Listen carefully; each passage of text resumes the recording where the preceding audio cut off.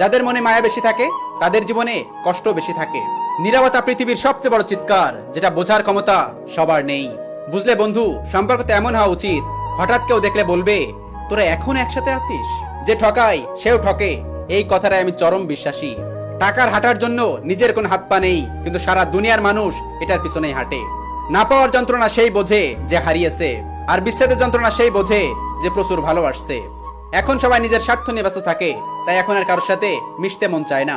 আর ভালো লাগে না, একটু শান্তি চাই, কোথায় গেলে পাবো?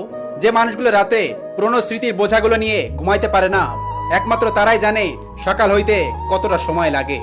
ধন্যবাদ তোমাকে আমার হাসি খুশি জীবনটাকে জাহান্নাম বানিয়ে মাঝ রাস্তায় ফেলে যাওয়ার জন্য। যে ছেড়ে যায় সব দোষ তার হয়ে যায়, কিন্তু থাকতে যে মূল্য দিল না তার কি কোনো দোষ নাই?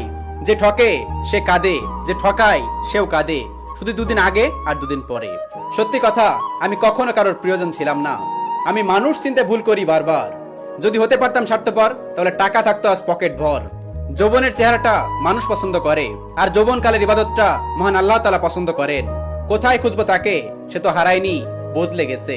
নুপুরের দাম 1000 টাকা হলেও তার স্থান পায়ে, টিপের দাম 1 টাকা হলেও তার স্থান কপালে।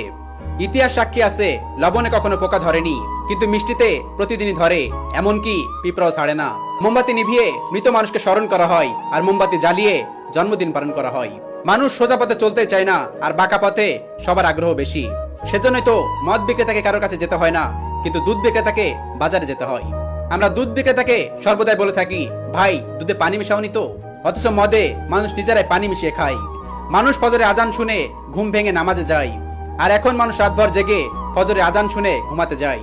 আজ পর্যন্ত মানুষকে এতটুকুই চিনলাম, জানোয়ারের বাচ্চা বলে খেপে যায়, কিন্তু বাঘের বাচ্চা বললে খুশি হয়, অথচ দুটোই পশুর বাচ্চা। সত্যি মানুষ বড়ই আজব। অনেক ভরসা করেছিলাম একজন মানুষের উপর, সে আমার মনটাকে ভেঙে দিল কাচের টুকরার মতো। অনেক কষ্টের পর জোড়া লাগিয়ে দেখলাম চেহারাটা আলাদাই দেখা যায়। একটা কথা সবসময় মনে রাখবে, যেখানে সবসময় ঝগড়া সেখানে ভালোবাসা, আর যেখানে ভালোবাসা সেখানে সন্দেহ, আর যেখানে সন্দেহ সেখানে অধিকার। আর সেই অধিকারটাই ভালোবাসার ভিতটা মজবুত করে। চেষ্টা করলে আন্ডারস্ট্যান্ডিং তৈরি হয়, কিন্তু লয়ালিটি তৈরি হয় না, চরিত্র থাকতে হয়। ইচ্ছা করছে সবার থেকে অনেক দূরে হারিয়ে যায়, ভেতরটা বোঝার ক্ষমতা আল্লাহ ছাড়া কারো নেই। আমার নীরবতা হয় যদি কারোর ভালো থাকার কারণ, তবে সে ভালো থাকুক, আমার কথা বলা বারণ।